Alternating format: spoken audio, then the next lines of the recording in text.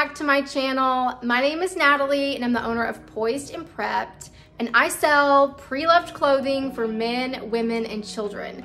And today's episode is very extra special because today is my very first What Not live show. So I'm really excited. I have been watching some shows, trying to get prepared. Sorry, it is really storming outside my house right now. But I've been trying to get prepared, know what to expect going into it. So I wanted to just share with you guys just a little bit of the process, a little bit of behind the scenes for some of you guys who maybe are thinking about getting onto Whatnot or just wondering what the process looks like. So I am gonna sort of take you guys along with me today and let you guys have a behind the scenes look. All right, so the first thing I did when I decided that I wanted to try and do a Whatnot show was I obviously downloaded the app on my phone and I filled out an application, and it was pretty simple, sort of the same thing that you would expect, just like any other selling platform. And I had heard a lot of people saying that, it was taking a long time to get their applications approved. So I really didn't know what to expect. I thought, gosh, this could be a month, or I didn't know how long it would be before I even heard back from Whatnot. So, I sort of checked my email every day, hoping to hear from them. And then sure enough, I want to say it was a day or two after I applied, I got an email from them saying, congratulations, you've been approved to now be a seller on Whatnot, which was great. It was a lot quicker than I thought it would be. Now, I sort of am wondering if the reason it was quicker for me maybe than other people maybe is the category that I applied to be a seller in, which I do think the clothing category is a somewhat new category of selling on Whatnot. So maybe that has something to do with why it was a quicker time frame for me to get approved, but about 2 days, so not that bad. The next step in the process was to sign up for an onboarding session. All right, so I am sitting here preparing for my onboarding session. I need to be there 5 minutes early, so I am waiting to be let in on this Google Zoom call, and I will let you guys know what happens and how it all goes. So when I found out I had to do an onboarding session, I knew it was a live interview style before they would let you go on and sell on their platform. So I'm not really sure what I thought, but I had envisioned in my mind that this onboarding session was gonna be just one person from Whatnot and me on this live, sort of Zoom call-y experience. So I was actually a little bit nervous about the onboarding session, just how's this gonna be? I had never really done a business Zoom call thing before, so I was sort of a little bit nervous about it. So the time came for the day for the onboarding, and when I got into the onboarding, there was tons of other people in there. So I mean, there was probably, I don't know, 30 to 40 other people in this live Zoom chat style session. So when I saw that, I felt instant relief. I was like, okay, this is not gonna be what I thought it was. I was really relieved by that. And actually, the onboarding session, I actually really enjoyed, and it really surprised me. So basically the onboarding session it is someone from Whatnot, and they basically come on, everybody's on the chat, and they basically just go over information about the platform, and they sort of tell you how Whatnot works, what to expect, how to get your first live show set up. They open the floor for anybody to ask questions if they have questions. So all in all, it was a really fantastic experience. I remember thinking I really wish that every selling platform did this for new sellers. So really great experience. I really felt like I left that onboarding session feeling a lot more prepared, a lot more ready to do my first live show. So that whole thing took about 30 minutes. It was not long. At the very end of the onboarding session, there is a little quiz. The quiz was 5 questions, very easy. The person that had just given the Whatnot onboarding answered every single one of the questions. So it was very easy as long as you paid attention, nothing out of left field. So I took the quiz, I passed, and now I had open access to get on Whatnot on the platform, schedule a live show, and do all of that. Okay, so I am preparing for my very first Whatnot live show. So I'm really excited. I'm obviously a little bit nervous. I just think anytime you're trying something new for the first time, there's a little bit of jitters, but I am gonna push through it. I'm really excited. I can't wait to have everybody in the chat and get to see everybody live. So I love all the items that I found. I was really excited. I felt like I got some really great pieces at the thrift store last week. And of course, all of it was for specifically this Whatnot show. So really great. I mean, I got Patagonia, Everlane, Lily Pulitzer, a lot of Torrid pieces, which was amazing. So really excited to give you guys some great deals, share all this stuff with you guys. I would say the thing I'm most nervous about right now is just in terms of trying to run the auctions and set the timers and starting bids. I think sometimes it can be hard, where do you start stuff at? Do you just do one price all across the board? Do you do individual pricing? So that's probably the only thing I'm sort of going into this sort of trying to figure out, which I'll probably just have to figure it out as I go and learn by doing, but really excited. Most of the stuff I have for the show, I'm starting at $10. So I think it's a pretty good deal considering some of these pieces are really great.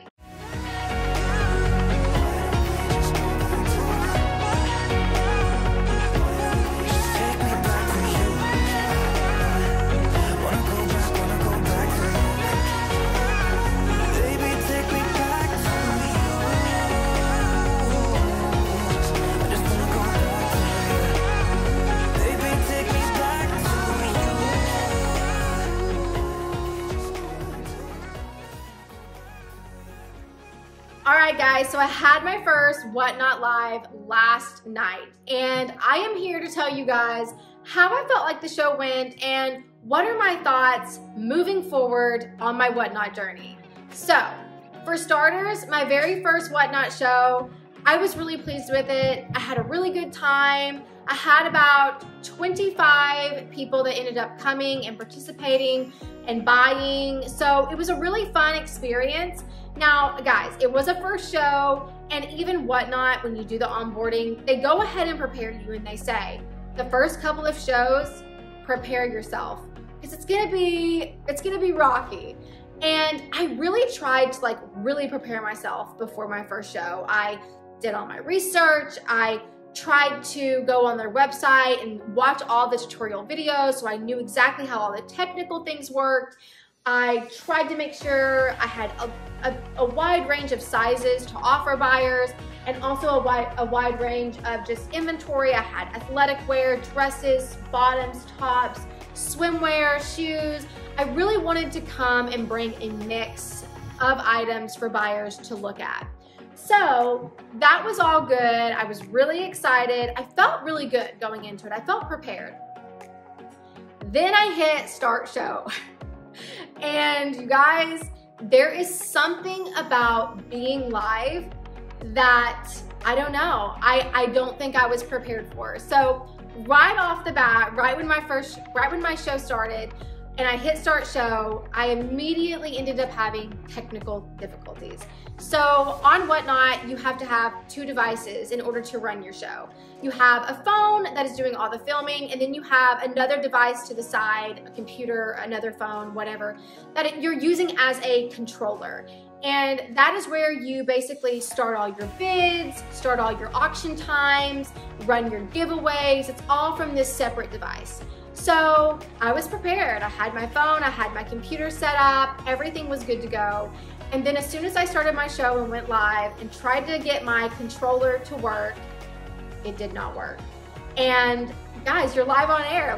You have to just figure it out. So I tried working on my computer for a minute and I was totally lost. I could not even figure out, I couldn't figure it out. So I had to think fast on my feet, and I decided I'm not gonna spend more time on this. People are sitting here, they're waiting. So I ended up using my phone as my controller and as my screen. So obviously it wasn't an ideal situation, but we made it work. And it ended up still being a really good show. So I've sort of figured out some of the technical things. The show is live.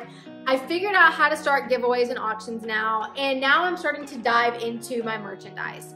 And pre-show, I had crunched numbers, figured out what I was gonna start listing my items at, and I basically decided for my very first show, I was gonna list my items at just cost, right? This is an experiment, it's a first show, and I was happy with that. I thought, you know, I'm not gonna be losing any money, I may not make that much, but it's a first show, I'm gonna give it a try. So after running numbers and, you know, thinking about what I had into my merchandise, which usually ranges between $4.50 to $7 for my local Goodwill prices, I decided I was gonna start my items at $10. Now, the reason I came up with that is because after the cost of my items and Whatnot takes out their percentage if I sell something, I thought, you know, basically that kept me at least making and covering all my costs, right? Whatnot got their part, I was covering my cost of goods, and at least at the very end of it all, even if it was a wash, I got to have my first live show, have fun, you know, meet buyers. So that was sort of my plan. So I start the show and I start holding items up and I start setting all the auctions and bids at $10. And when I did that, I did not get bids. So I did that with my first item and my second, and then the third item I did not get any bids on. And so guys, again, there's something about being live too that I was really feeling the pressure. And I thought to myself, oh my goodness, what am I gonna do? And just in the moment, I decided I have to do something, right? Because I have to go through 30 something items and I felt really nervous, and I just decided I'm gonna lower the price on these auctions. Maybe if I starting the auctions at $5, it will get more people to feel like they can participate and more people will jump in and start auctioning on items. So again, in the middle of the live stream, I completely changed course and start putting everything up for auction at $5. And I know what some of you guys are thinking, but you're losing money. Yeah, you're right. I totally lost money on this show. So I started auctioning things off at $5 and people did start to participate. I did have people who started to bid. I did have, you know, a lot more activity when I put the prices at $5. So that's great. And that is definitely a learning experience that I wasn't prepared for, but I tried to adapt as I was live. So I did end up getting, you know, $16, $17 for some items. I did end up, you know, a lot of them sold for like $6 to $8. So not amazing, right? Especially when you've got, you know, what I've got into the merchandise. So honestly, you know, when I first finished the show, I did feel a little bit bummed. I thought, man, that's not how I thought it was gonna go. It went differently in my mind. But you know what? You live and you learn. I mean, that is sales, that is this business. So I think after my experience, moving forward, when I try to think, okay, is Whatnot something I could actually make a part of my business model and not do what I did last night? And I do think I can. So these are a few of the ways I think for my business I could incorporate this platform. Number one would be liquidating inventory. So if you have inventory that you've had for a year and you're like, gosh, you know, I thought that was a good pickup, now I'm not so sure, it has no likes on it, no activity, Whatnot is a great place to try and move some of that older inventory out. And even if you get $2 or $3 or $5 for an item, it's still better than nothing. I definitely think that Whatnot could be used as a great way to liquidate stale or old inventory. The second way I think that Whatnot could be used is if you have inventory that's low cost. So if you go to the Goodwill outlet if you have items that maybe are just your own personal items, or if you have stuff that people have given to you for free, right? Any inventory that's low cost of goods that you can feel a little bit more comfortable going into these live auctions and starting auctions at $1 or $5. You know, I think that Whatnot could be a really great tool for that sort of inventory as well. Now, for people like myself, who I primarily am shopping at local thrift stores, Goodwills, so roughly on items, I usually have between $4 to $7 in items. I think for me, moving forward, what my plan on Whatnot is gonna be is to use it as a way to maybe give buyers a inventory first look, and basically take inventory that I haven't listed yet on my other platforms and just price it at what I feel comfortable taking for it. So whether that's $10, $15, $20, if it's a really good piece, like let's say you have a new with tags Elaine Fisher dress that retails for $300 and you're like, I know I could put this on Poshmark or eBay and I know I could get at least $75, $80 for this piece. Well, you can still try it on Whatnot, right? You can come on, do your auction, set the price at $50 or $60. If no one bids on it, if no one buys it, that's okay, right? You just have to look at it like all of your inventory doesn't sell on one platform most of the time, right? I have brands that sell for me on eBay that I can't move on Poshmark, right? All these platforms sort of attract different buyers. So I think for me, I've decided moving forward that with my inventory, I am gonna put it out there. I'm gonna put it out there on Whatnot, but I'm going to stay firm on my price. I'm not going to lower my prices just to feel like I can participate on that platform. So, you know, and that could change, right? I mean, Whatnot is a new platform. This category alone on Whatnot, the thrift and consignment, it's a very new category. It's only been, I think, running for like 2 months maybe. So it's very new. So there's a lot of unknown on Whatnot. It's a big question mark.